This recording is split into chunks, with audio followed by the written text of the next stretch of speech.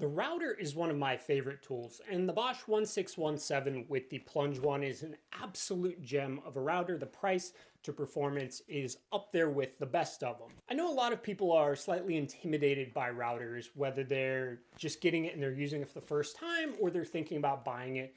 The idea of this kind of loud, whiny, spinning motor with incredibly sharp cutters on the end being even closer to you, it's a little intimidating. I totally get it.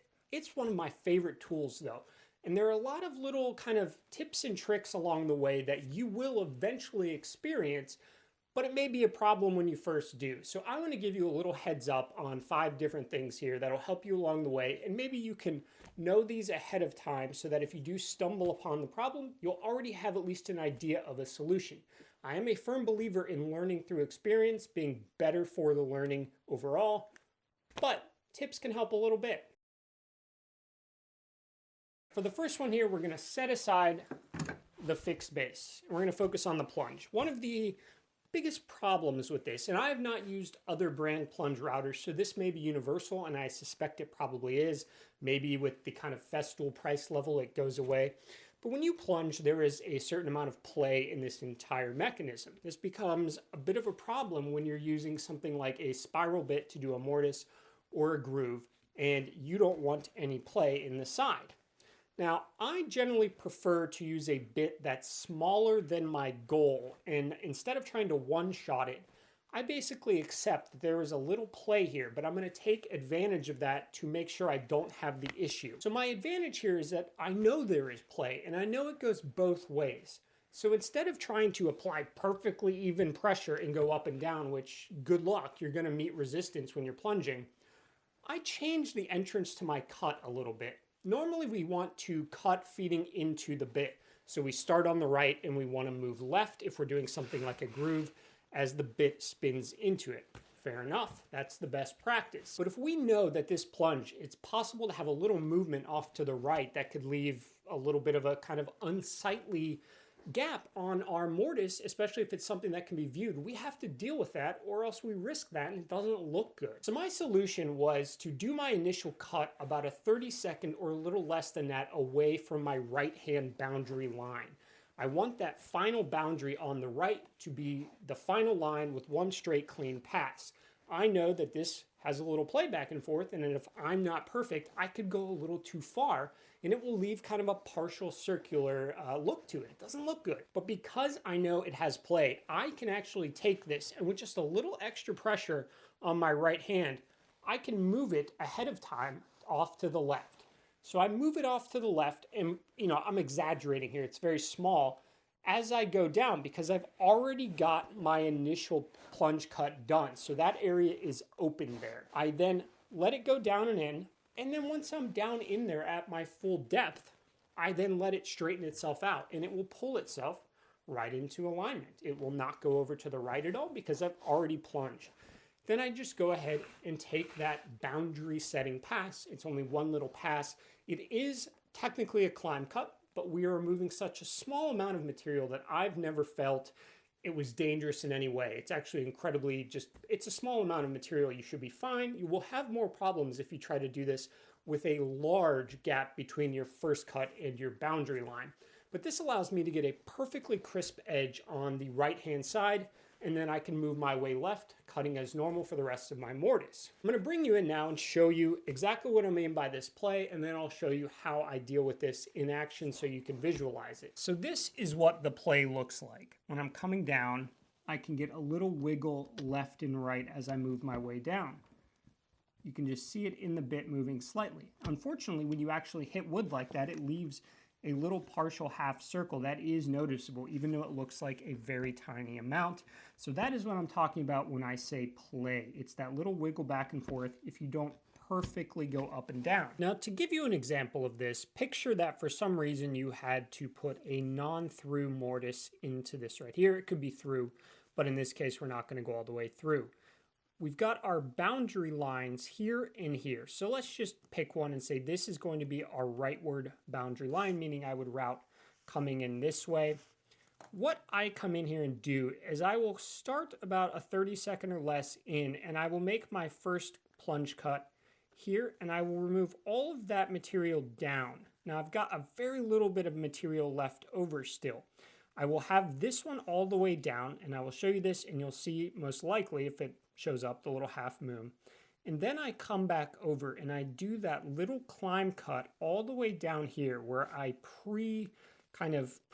pre-wobble with the play off to one side and let it seat itself back in there. So let's go ahead and make this first cut.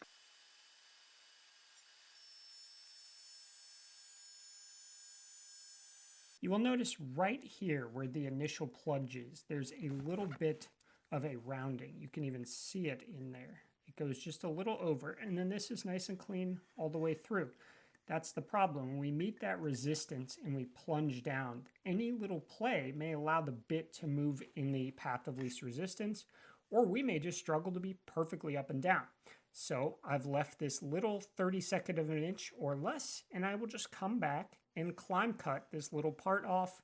It's incredibly simple, but I'm going to manipulate the bit on the way down to lean it off to the left where I now have this open space and let it come back to the right. Now take notice here because it is subtle. I will be moving the bit slightly off to the left and letting it pull back to the right.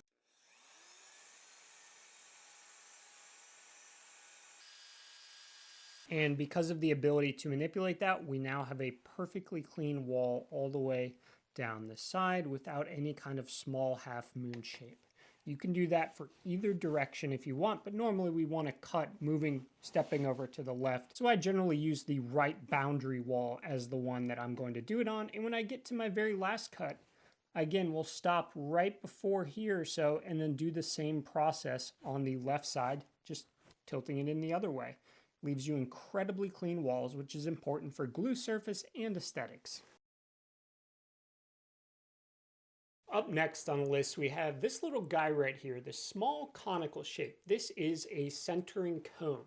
It may be very relevant to you or it may be entirely irrelevant to you. What we use this for is centering this base plate relative to the direct center of the spindle. That end gets put into the router as if it's a router bit. We loosen this base plate here, plunge down, it makes contact, we tighten it up, and we know that this base plate is directly centered relative to the cutter, the spindle. Now you may be asking, what do I care about that? Doesn't matter if it's off a little bit. Maybe. If you want to use this for any sort of specific distancing between the outside and the center of the spindle, and you at any time take the plate on or off, that could change. It actually is able to move a little bit. If you run your fingers around the bottom, you'll notice it doesn't quite line up perfectly, and that's to allow us to make it perfect in case from the factory it doesn't come perfectly. But more importantly, it is very important for template routing. And these little template holders, I think that's the correct name, get attached directly to the base plate. Now Bosch uses a system of pre-made sizes, but the old Porter cable style uses this little kind of connector, so whichever one you have is totally fine. They both will fit on this router. The point is to make sure that this is exactly in the center of the spindle, because a lot of times we're intentionally using a very specific offset, and we need to make sure that that bit is not offset a little extra. If it's offset too much one way or the other, well, it's not going to be where we expect it to be. So let me show you real quick how this guy works. And for the most part, you know, maybe check it once a year, but it's basically a one and done. And it's only like $9 or $10, or at least it was. And you screw this down and in, and it should be good to go. But if you do a lot of template routing, you probably should check it every few months or at least once a year. So the first thing we're going to do is we're going to insert it into the spindle like we would any other router bit. I brought out one of my most used templates. It's for doing keyholes. And a lot of times on thin shelf walls, I will put a keyhole. So it's very important that it is exactly where I intend to place it. I don't have much wiggle room on relatively thin board. Now it is a 1/4 inch shank, so you'll have to get the 1/4 inch collet out of the kit that you came with. Hopefully yours came with one. If not, collets are like 20 bucks or something like that. If you've never changed your collet, even the 1/2 inch one, and you've been using it for years, consider changing it. It's amazing how much better they work when they're relatively fresh. We don't want to bottom this out entirely. Put it in just like any other router bit. Bottom out, come back up a little bit. Now this part gets a little kind of tricky, weird, because we have to find a way to balance it, get it through, have access to the screws. So what I do is I just loosen this up a little bit. I don't take it fully off. I just make it so that this can move just a little bit. Now once we've got that loosened up, we'll go back down and we're just going to put the router in there with the centering cone in. Now this is where it gets a little awkward. We have to simultaneously plunge and hold without also ramming that down in there. So go a little bit at a time and go until you no longer hear this moving. If I go back up, you can hear it moving around. I gently but firmly am plunging it down until it stops. You can no longer hear any movement, and we tighten it up. And that should be good to go for a while, and it works. It works really well. It's a very simple concept. So that is how we center the base of the router bit, in which we attach the template guides. Yeah, I'll call them bushings. That's the word I've been looking for this whole time, the bushings. So I'll leave in the description below a link to this Bosch centering cone. And if you're using any other router brand, I'm sure they all have one. And honestly, because it's conical, this Bosch one may work for any router, because if the open diameter is smaller, well, it's a cone, it tapers up. Now this next tip is going to be totally irrelevant up until the very moment where it's extremely relevant and you are starting to panic, but hopefully knowing this, you will not panic yet. At some point, if you use this in a router table and you have especially one of those casings around the bottom, but with even out that, and you've got dust being pulled through, this is going to stop working. The on and off switch will not work all of a sudden. You'll probably panic and think, God, the router died, I got to buy a new router. Maybe at best you'll contact Bosch for a warranty. But there is a very good chance that as long as you haven't done anything else to the router, there is simply dust blocking this. It happens to me. I do a lot of routing in the router table with the dust chute below, pulling it. I'd say it happens to me 3 times a month when I'm going in and out. It's almost always when I take it back out, put it in my plunge router, it stops working. I therefore reach for all of the compressed air in the world. I just go at it and I watch everything fly out of there.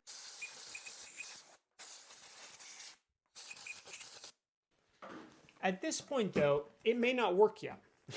So again, this is time consuming in terms of your patience, and it feels like a million years until it does work because you're slightly panicking about having to need a new router. What I then do is I put it in the plunge base and I carefully make sure there's nothing away or around it in the way.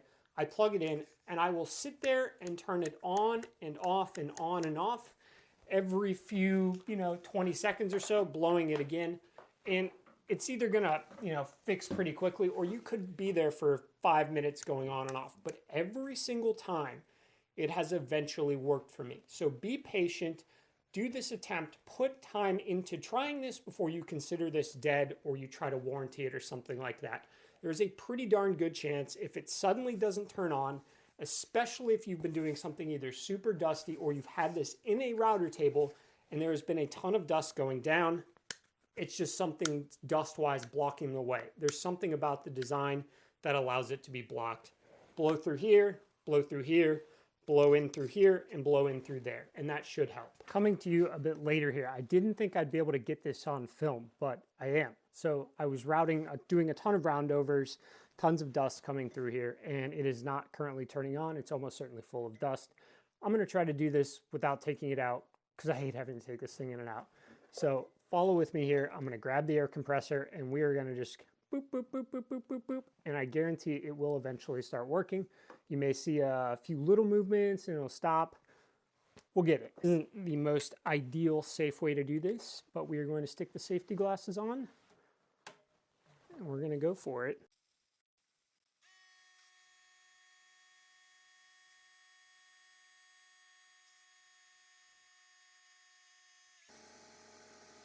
Took me about a minute and a half, 2 minutes, something like that, probably 30 back and forth, maybe more. It's easier to do when it's out and it's right side up because you really do need to blow down and up and in, but eventually I got it. Little, I just didn't want to take it out, but we got it. At some point in your woodworking journey, you are going to discover setup blocks. About 2 years later, you'll give your first consideration to buying them. And then sometime a year after that, you'll either buy them or never buy them. Now, how does this relate to routing? Well, one of the biggest uses of the router for me is taking one piece of material, removing some material to fit another piece of material in there, oftentimes with a very specific fit. Now, on the surface, we often have a dimension that we would like, and therefore we're very tempted to use setup blocks for everything. But this can lead us a little astray, mainly because these are precision made. Woodworking is not quite the precision art that metalworking is. So while these may be accurate, our table saw cut may not be that accurate. So we've cut something off the table saw, and let's say I want to inlay it into something else. Let's say it's this piece of pine, and I plan to put it in there. Now, I cut this at 9:30 seconds. I'm pretty sure that is what I set it up at. It should be equal to 9:30 seconds. However, if I were to stack these together to 9:30 seconds, there's a pretty good chance it's not quite perfect. Well, there's a way around that. Every router has a depth stop and it allows us to set a desired depth. Instead of using the setup blocks, you can just use the item itself as its own reference piece, and any error is then canceled out. This is often forgotten once you get these because they're just like, you just turn to these right away. And 90% of the time, it's totally fine, but there is that 1 or 2 occasions where it's a little loose and you can't put material back in. So I've had to focus myself after getting these, and these are very useful for a lot of things, but I've had to focus on just using the piece itself as a reference. And this is very easy to do with any plunge router. They all have their own depth stop mechanism, and all of them, I think, allow for some sort of custom depth to be set. So let's look at the Bosch real quick and I'll show you how it's done. It takes about 5 seconds. So I've got the piece of material I would like to put inside of the other piece of material. I actually got the setup blocks and checked, and it's just a hair under what that should be. So if I were to have used these instead of this material, I would have gone a little too deep, and I would have then had to remove a bunch of other material. It's not much, but I can feel it with my finger, and that's a little too much for me. So we'll get these out of the way. We'll throw this in there. Common spiral bit is my favorite for plunging. I think they're great to have around. So we're fine, we're locked in there. I gotta do this the other way around. Got my material I would like. I've got the workpiece I would like to insert material into. The first thing we are going to do is loosen this guy up and just let him free hang. We are going to then plunge down until we make contact. We do not want to press down into it and seat the bit down into the wood. That's all we're gonna do. I generally like to leave this rotated up at the top here, but it can be anywhere for this to work. It's just easier to access when it's at the top. We simply take our material, get it out of the way, put her down, hold down on so, tighten, and release back up. And that is now going to allow me to plunge out this exact height. I do not have to hope that this was cut at exactly the height of the setup blocks. It's incredibly efficient and so much more accurate because woodworking is not aircraft building. There is error in almost everything we do, and we're just looking to cancel that error out by using techniques we know to make everything fit. That's one of my favorite ways to maintain accuracy throughout a project without having to rely exactly on measurements. Number 5 on my list is actually kind of a two-parter, and mainly because I was using this a little bit ago and then I thought of something and I wanted to put it in, but I'm pretty sure I said 5 at the beginning. So we're going to combine these into one so I can stick to 5. With the edge guide and with this base, you will notice at times, especially if you live in the Midwest in the summer or the Southeast, heaven forbid, that it doesn't glide as smoothly along certain types of wood. It will kind of get a little stuttering effect when it's super humid outside. You can overcome this easily, immediately with paste wax. I use bowling alley wax. It's just a version of paste wax. Any sort of paste wax, apply it to the black area on the base and apply it to this area on the edge guide, and it will just slide along so smooth, and you will no longer have that kind of humid, sticky, stuttering problem, which can be exacerbated by if you're trying to hold it down a little hard, you're applying pressure, you're getting friction already, it's humid out. Put the paste wax on, do it, every once in a while after you use it, and you'll always have a nice smooth surface. Part 2 of this one tip, I didn't lie when I said 5, is that it's very hard to see sometimes when you're using a router. It's got this nice little window thing to protect you, but the minute you turn this on and start cutting, there's dust all over it. You get so tempted to kind of just I'm just gonna bring it down just a little bit and peek in there. And I am super guilty of just flopping this thing down so I can see. I find it very hard to see through that little window. But over time, I've realized that is exacerbated by the lack of light.